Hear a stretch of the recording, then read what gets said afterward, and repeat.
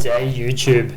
Today I'm just doing a little bit of a quick fun comparison between Ubuntu Budgie, so the current release, version 21.10 on the left, versus the 22.04 version on the right. So this is the beta release that's expected to come out in the next 2 to 3 weeks or so. So it's basically cooked and ready to go.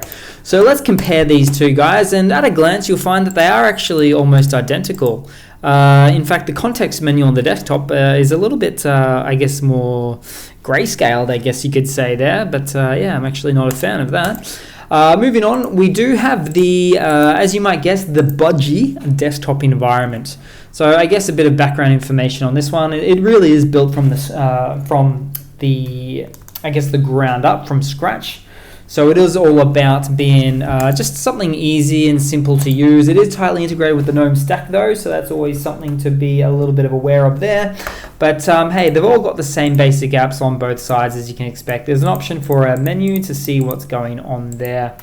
Now let's have a little bit of a look further and see what else we can find. Maybe we'll go to the file manager and we'll see that this is really, I guess you could say, much of a muchness, pretty much exactly the same there. Nothing really to write home about. It is the Nemo file manager, but I'm enjoying the dark mode there. Again, you've got those grayscaling issues there that I wasn't really expecting.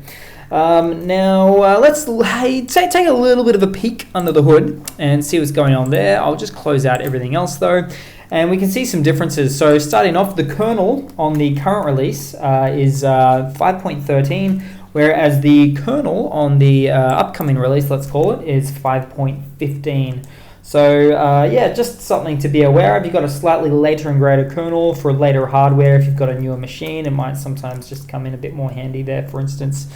Let's see what else. So we can see the Budgie version there, 10.5.3 versus 10.6, so very minimal or incremental updates.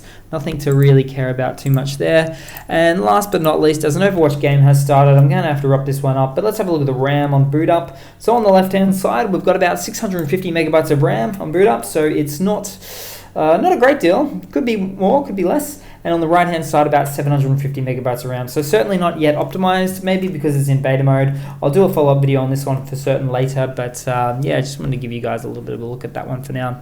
So thanks for watching, guys. Please leave a comment, subscribe, hit that like button, and I do hope to see all of you guys there in the next one. Cheers.